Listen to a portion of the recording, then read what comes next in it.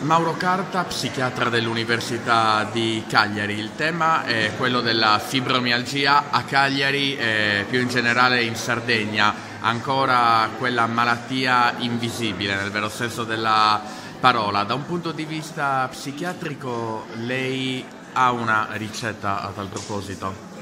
Non ho una ricetta, ma ho, un approccio.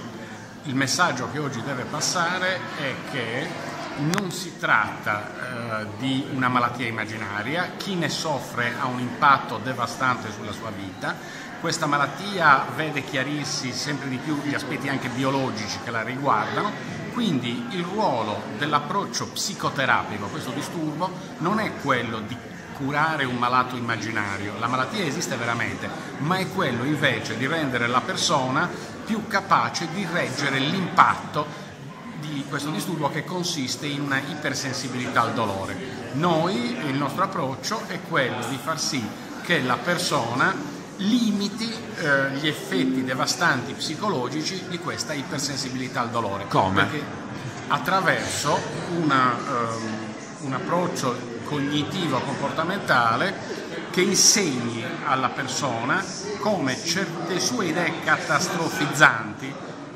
Mi spiego. Una persona che ha un normale impatto col dolore non si allarma per un non nulla, mentre una persona che ha questa ipersensibilità al dolore è portata a una dimensione di continuo allarme per qualsiasi sintomo doloroso, per cui il minimo sintomo innesca una cascata catastrofizzante. Io ho paura, quindi il minimo accenno di dolore, la minima possibilità che possa avere un dolore mi porta in allarme e fa sì che si amplifichi il risultato del dolore. Bene, cioè male, quindi che fare? Quindi far sì che la persona prenda consapevolezza di come queste sue idee catastrofizzanti nascono da questa sua ipersensibilità che è biologicamente riconosciuta e che sappia quindi innescare dei meccanismi cognitivi, dei pensieri, delle reazioni che contrastino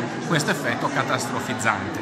Si lavora insieme agli altri perché sempre di più si è consapevoli che per curare questo disturbo occorre un approccio multidisciplinare, occorre insieme l'aiuto del reumatologo, dello psicoterapeuta, del medico salutista che insegni a dosare gli sforzi e quindi a fare una corretta attività fisica.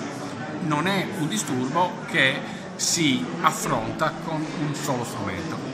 Quindi più strumenti, molte persone dicono i medici non mi credono quando io dico di avere la fibromialgia. È il retaggio della vecchia visione di malattia immaginaria.